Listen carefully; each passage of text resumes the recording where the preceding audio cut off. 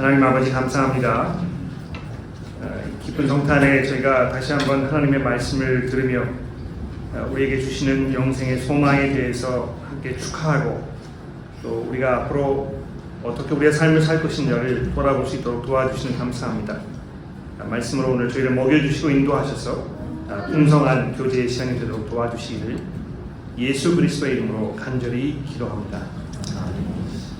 오늘 아침에는 한 가지 질문을 드리면서 설교를 시작하도록 해보겠습니다. 옆에 계신 분들과 함께 이 대답을 좀 서로 나누셔야 되겠는데요. 제가 드리고 싶은 질문은 뭐냐면 올해 한 해 동안 벌써 이제 12달이라는 많은 시간이 흘렀는데 올해 한 해 동안에 여러분들에게 가장 기뻤던 소식이 무엇인지 손 한번 나눠보십시오. 여러분에게 있었던 모든 일들 중에서 올 한 해 여러분에게 가장 기쁜 소식이었다면 무엇일까 한번 나눠보시기 바랍니다.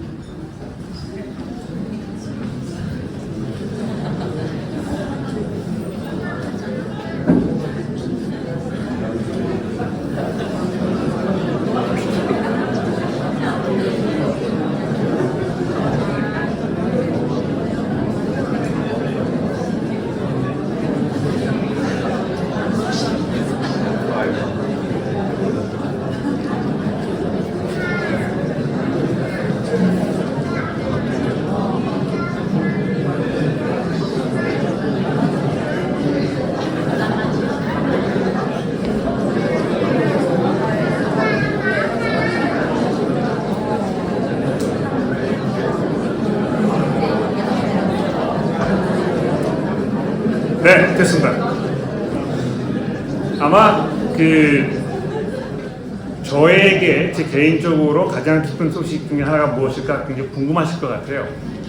그래서 제가 말씀을 안 드리면 모임 끝난 후에 제가 그 답을 계속 여러분들이 개인적으로 드려야 될 것 같아서 제가 여러 가지 좋은 일이 많았습니다만 그 중에서 한 가지만 말씀드리면 제가 굉장히 아끼고 사랑하는 청년이 하나 있는데 그 청년에게 오늘 굉장히 좋은 소식이 올해 하나 있었습니다. 제가 오랫동안 기도하고 있었는데 하나님께서 그 청년에 대해서 제 기도 제목을 들어주시고 그래서 얼마나 기쁘고 감사했는지 모릅니다. 누군지는 묻지 마십시오. 교우분들 가운데도 제가 이렇게 돌아보니까 올해 좋은 소식 계셨던 분들이 많이 계시는 것 같아요. 가장 최근에 우리 박소건 교우님 귀한 딸 시집 보내셨는데 얼마나 기쁘고 감사한 소식이었겠습니까? 또 우리 김웅석 교우님, 우리 제인 따님 약혼 소식이 있었는데 얼마나 기쁘고 감사한 일인지 모를 것입니다.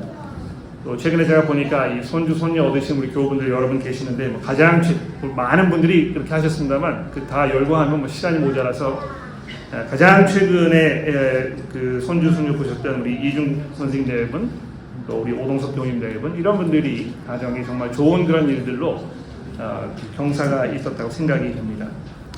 아마 국가적으로 따져봤을 때 우리 한국 사람들에게 가장 놀랍고 또 기쁜 소식은 아마 이 한강이라는 소설가가 노벨 문학상을 수상한 것이 아닐까 이렇게 생각을 해보았습니다.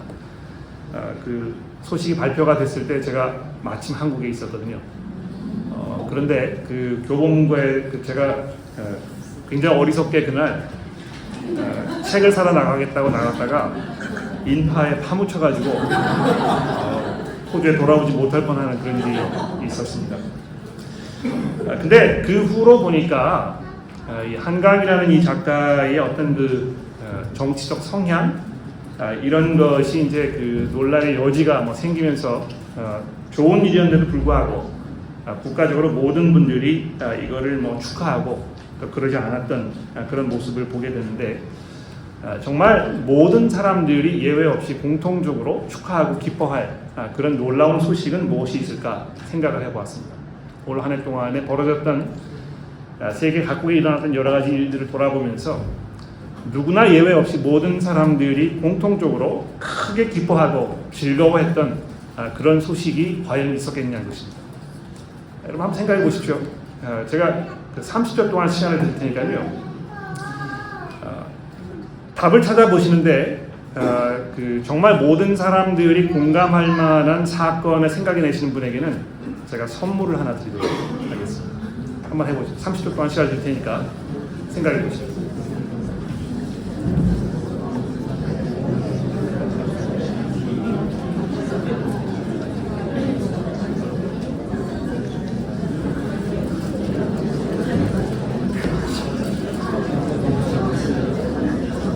네, 됐습니다.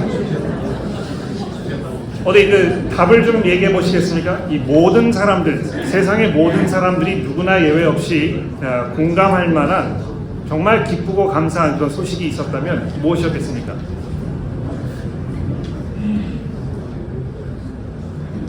없으시죠? 없으시죠? 네, 제가 그럴 줄 알고 선물을 안 가지고 왔습니다. 제가 아주 확신한 바가 있어요. 올 한 해를 돌아봤을 때 아무도 정답을 얘기할 수 없을 것이다. 근데 이것이 우리 인간 삶의 현실인 것입니다. 모든 사람들이 공통적으로 함께 기뻐할 만한 그런 소식은 존재하지 않습니다.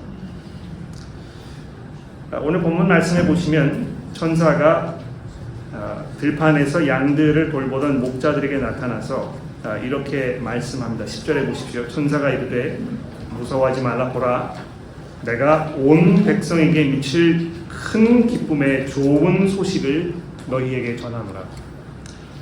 이것이 성탄절, 첫번 성탄절 아침에 하나님께서 하나님의 천사들을 통해서 이 세상에, 그리고 또 특별히 그 자리에 있던 이 목자들에게 전하셨던 그 말씀인 것입니다. 온 백성에게 미칠 큰 기쁨의 좋은 소식을 너희에게 전하는 것이다. 그렇습니다, 여러분. 이 암울하고 어두운 세상에서 정말 모든 사람들이 함께 기뻐할 만한, 축하할 만한 이런 사건을 생각해낼 수 없는 이런 시점에 예수 그리스도께서 이 땅에 오신 이 사건을 우리가 돌아보면서 이것이 하나님의 관점에서 적어도, 또 그 자리에 있던 천사의 관점에서, 또 그 자리에서 그 이야기를 듣던 목자들에게 정말 온 백성에게 미칠 큰 기쁨의 좋은 소식이었다는 이 사실을 우리가 다시 한번 돌아보았으면 좋겠습니다. 왜 그런 것입니까? 어떻게 해서 예수의 탄생이 온 백성에게, 여기 온 백성이라고 했을 때 약간의 논란의 여지가 있으나 어떤 분들은 이거 이스라엘 백성을 말하는 것이다, 이렇게 이제 얘기하시는 분도 계시고, 좀 더 포괄적으로 이스라엘 사람들뿐만이 아니고 이 세상에 존재하는 모든 백성들을 다 포함한 것이든지 이렇게 이야기하시는 분도 계십니다만, 중요한 포인트는 누구나 예외 없이 모두 기뻐해야 할 이런 소식을 지금 전하고 있다는 것입니다. 그 소식은 다름 아닌 예수 그리스도의 탄생인 것입니다. 성탄절이 벌써 2000년 동안 세계 각국에서 매해마다 축하하고 또 기뻐하는 그런 때로 지켜지고 있습니다만, 왜 사람들이 이 성탄절을 이렇게 기뻐하고 즐거워하는지를 돌아보는 일은 성도들에게 정말 기쁘고 감사한 일이 아닐까 생각합니다. 그저께 제가 그 뉴스를 틀었는데 호주에서는 성탄절이 되면은 해산물 먹는 것이 이제 유행 아닙니까? 그래서 그 이틀 전인데요. 그때까지만 이 시드니에 있는 이 피시마켓에 다녀갔던 사람들이 거의 뭐 한 12만 명가량 된다고 하더군요. 엄청난 숫자입니다. 성탄절에 이 음식을 먹기 위해서 그렇게 많은 사람들이 피시마켓을 찾았다는 것이 잘 상상이 가지 않습니다. 그런데 그 사람들에게 그 성탄의 의미를 물어보면 예수께서 탄생하셨기 때문에 대답한 사람들은 거의 없었다는 것입니다. 제가 그 인터뷰하는 사람 기자의 이야기를 유심히 보면서 과연 몇 명이나 이 예수의 이름을 언급할 것인가 제가 긴장하는 마음으로 들어봤습니다만, 아마 이제 방송국에서 이렇게 뭐 이 조작을 해가지고 편집을 해서 내보냈으면 좀 뭐 이해가 됐을 법도 한데, 실시간으로 라이브로 이렇게 인터뷰하는 장면을 이제 보도가 되는 걸 제가 이렇게 보면서 단 한 사람도 성탄절의 이 기쁨을 이야기하면서 그리스도의 탄생에 대해서 이야기하는 사람들은 없었다는 것입니다. 오늘 본문 말씀해 보시면 이 예수 그리스도의 탄생이 정말 모든 사람들이 기뻐해야 할 큰 기쁨의 좋은 소식이라는 이유를 세 가지를 들어서 우리에게 설명해 주고 있습니다. 여러분 성경을 봉독하실 때 이제 이거를 발견하시는지 모르겠는데요. 이 본문 말씀에 보면 우선 첫 번째로 예수께서 이 다윗 가문의 사람이라는 것을 여러 번 강조해서 이야기하고 있지 않습니까? 이 4절 말씀해 보십시오. 요셉도 다윗 집 족속이므로 이렇게 첫 번째 언급하고 있습니다. 그래서 갈릴리 나사렛 동네에서 유대를 향하여 베들레헴이라는 다윗의 동네로 이렇게 두 번째 언급합니다. 다음 정도 내려가셔서 이 11절에 보시면 오늘 다윗의 동네에 너희를 위하여 구주가 나셨으니 이렇게 하면서 계속해서 예수께서 다윗 가문의 사람이라는 것을 우리에게 말씀하고 있다는 것입니다. 적어도 두 가지 중요한 그 의미가 있다고 생각하는데, 첫 번째로는 하나님께서 아주 오랫동안 계획하고 준비하셨던 그 약속의 성취라는 것입니다. 여러분, 그 하나님께서 이 신실하신 하나님이라고 우리가 이야기하는 이유가 무엇입니까? 하나님께서 약속하신 것을 지키지 않으시는 법이 없다는 것입니다. 그렇죠? 그런데 특별히 이 예수 그리스도 이분을 이 땅에 보내시기 위하여 오래전부터 계획하고 준비하셔서 특히 다윗 왕에게 그런 약속을 하지 않았습니까? 먼 훗날 내 후손 중에 하나가 이 왕위를 차지할 것이고 그 왕이 이 온 세상을 하나님의 능력과 영광으로 다스리고 통치하게 될 것이라고 약속하셨었는데, 이 천사가 나타나서 오늘 다윗의 동네에 바로 그 하나님의 약속이 성취된 것이라고 이야기하고 있다는 것입니다. 다윗은 어떤 사람이었습니까? 이스라엘 백성들을 정말 놀라운 능력으로 목자와 같이 다스리면서 이스라엘의 그 번성기를 이루었던 가장 훌륭한 이스라엘의 왕입니다. 그러나 그도 역시 사람이었기 때문에 그에게 많은 문제점이 있었고 그의 가정사가 별로 평탄치 않았던 것을 볼 수 있는데요. 그러나 하나님께서 너와 비슷하지만 너와는 근본적으로 다른 내 후손이 일어나서 내 왕위를 이어갈 것이고 그 나라가 영원할 것이라고 약속하셨습니다. 여러분과 제가 그 나라의 백성으로 부르심을 받아서 하나님의 나라의 영원한 시민으로 우리가 들어가게 되었다는 이 사실이 정말 여러분과 저로 하여금 큰 기쁨의 좋은 소식이 아닐 수 없다는 것입니다. 두 번째로 예수 그리스도의 탄생에 대해서 천사가 이야기하면서 11절에 오늘 다윗의 동네에 너희를 위하여 구주가 나셨다 이렇게 이야기하면서 예수께서 이 땅에 오셔서 해야 할 그 일에 대하여 설명하는 이 중요한 단어가 누가복음에 처음 등장하고 있습니다. 오늘 다윗의 동네에 너희를 위하여 구주가 나셨습니다.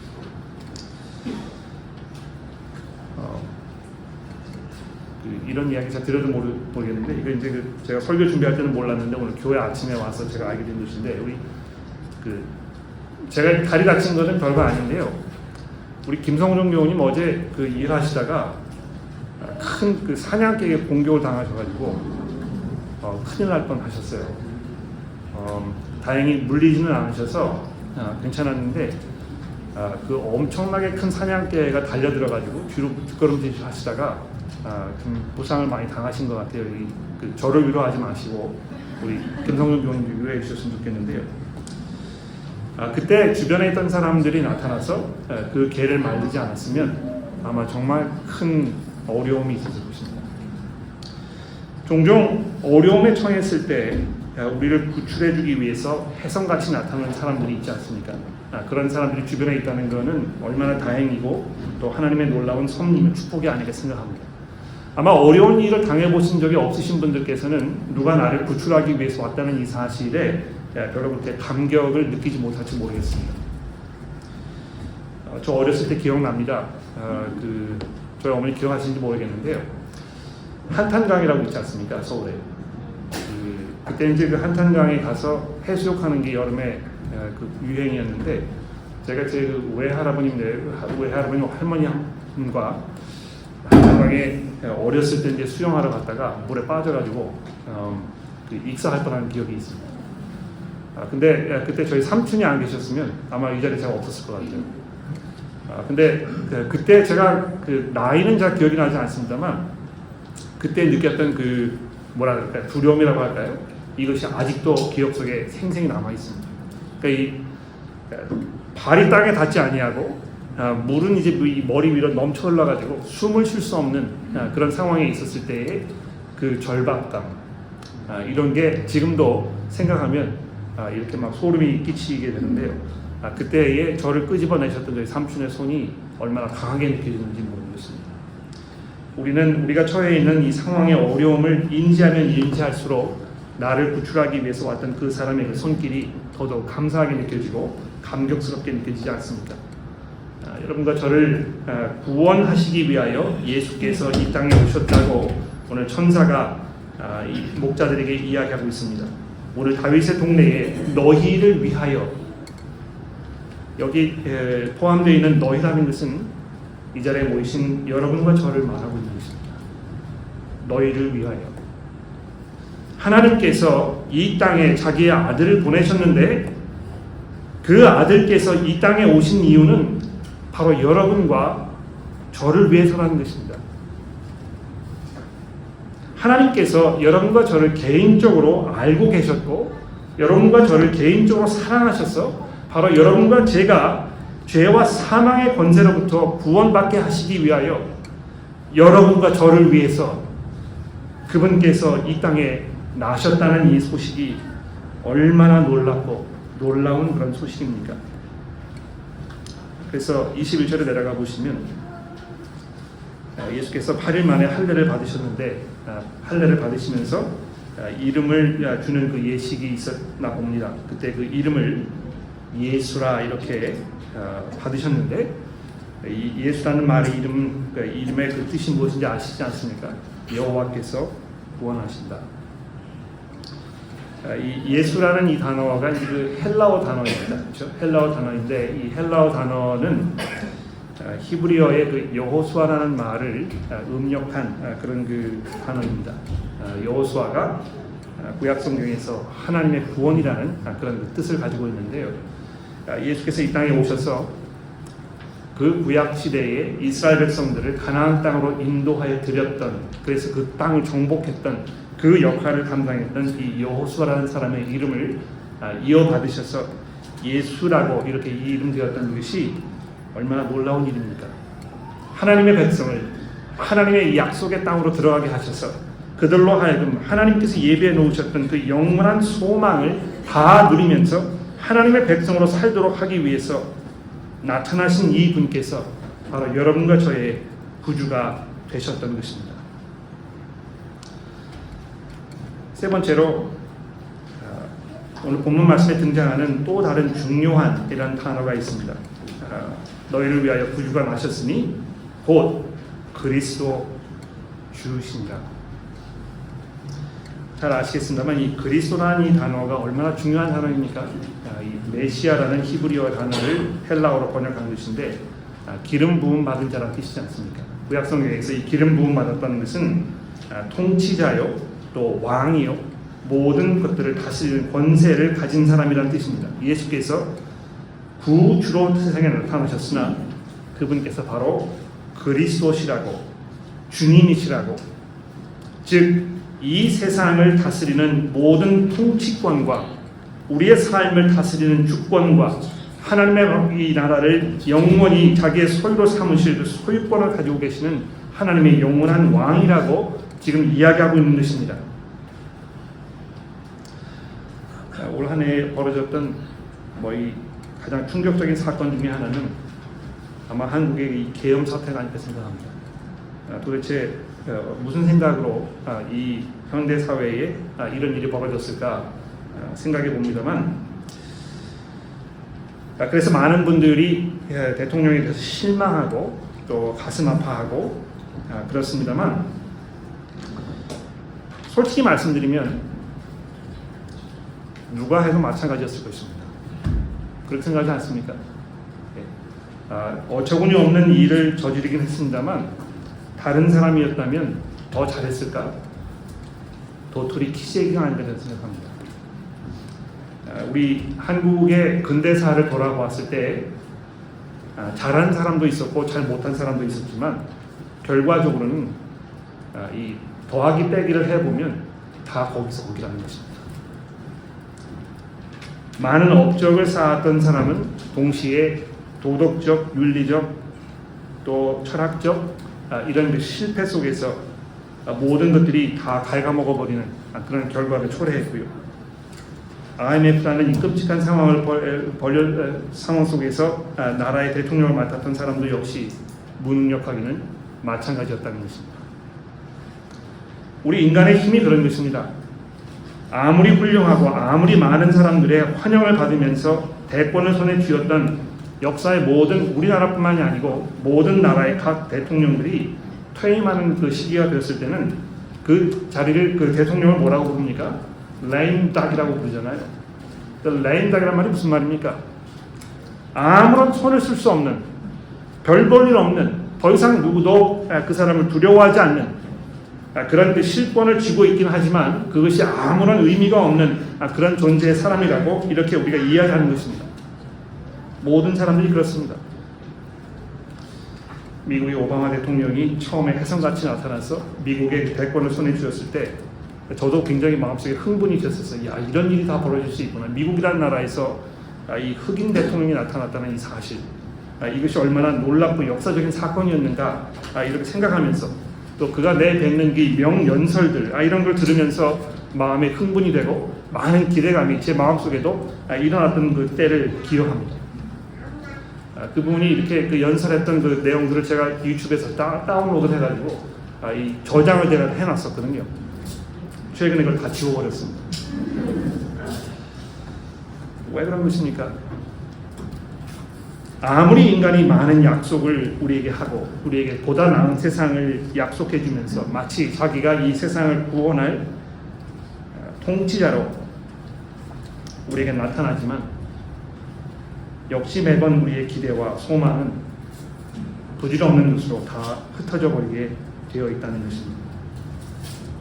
지금처럼 이 암울한 이 시대에 누가 우리를 다스릴 것인가? 누가 우리를 안전한 곳으로, 영원한 나라로 우리를 인도할 것인가? 누가 우리에게 위험을 느끼지 못하는 평온하고 평안하며 참된 평화를 가져다 줄 우리의 왕일까 생각해 보게 되면 예수께서 이 땅에 오셔서 그리스도 곧 주시라는 이 약속이 정말 우리에게 큰 기쁨의 좋은 소식이 아닐 수 없다는 것입니다. 그런데 여러분, 한 가지 우리가 기억해야 될 것은 예수 그리스도 이 분을 나의 주로 고백하고 나의 구주로 고백하고 하나님께서 약속하셨던 영원한 왕으로 인정하는 것은 굉장히 중요합니다만, 오늘 우리가 성탄을 기억하면서 마음속에 기억해야 할 중요한 포인트 한 가지 있다면, 그분께서는 여러분과 저에게 순종을 요구하신다는 것입니다. 바로 그것이 주님이라는 말의 의미인 것입니다.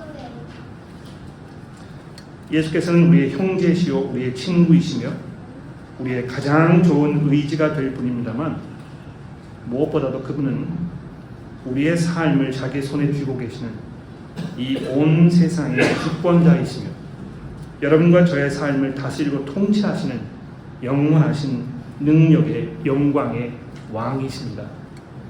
오늘 성탄을 우리가 기억하면서 그분 앞에 우리가 무릎을 꿇고 그분의 영광과 그분의 권세를 찬송하고 우리가 정말 우리의 가진 모든 것들을 그분 앞에 내려놓으면서 그분의 영광을 우리가 드러내고 그분의 영광을 위하여 살겠다고 우리가 다짐하며 고백하는 믿음의 형제 자매들이 되기를 예수 그리스도의 이름으로 간절히 기도합니다.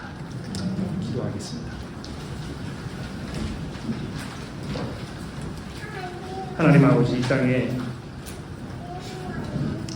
소망으로 빛으로 생명으로 나타나신 예수께서 바로 우리를 위해 오신 분이심을 우리가 기억하며 저의 마음이 벅차오르고 감사와 감격으로 넘쳐나지 않을 수 없습니다. 하나님, 저희가 과연 무엇이기에 이토록 저희들을 생각하시고 우리에게 이런 큰 놀라운 은혜를 베풀어 주시는 것입니까? 하나님, 저희가 무지 속에서 오만함으로 살고 있었던 그런 어리석음 속에 저희를 내버려 두지 아니하시고 저희를 구원하시기 위하여 그의 아들 예수 그리스도를 보내주셨으니 하나님, 저희가 더더욱 그리스도를 사랑하게 하시고 그리스도를 의지하게 하시며 그분을 바라보게 하시고 그분의 말씀에 의지하여 저희의 삶을 살며 매일매일 우리의 삶이 그분을 닮아가는 삶이 되도록 저희를 도와주시고 우리가 교회로서 모일 때마다 서로를 격려하여 그리스도의 아름다운 모습이 저희 우리 교회에 있는 모든 성도 여러분들의 삶 가운데 풍성하게 이루어질 수 있도록 다가오는 새해에도 저희를 축복하여 주옵소서. 예수 그리스도의 이름으로 간절히 기도합니다. 아멘.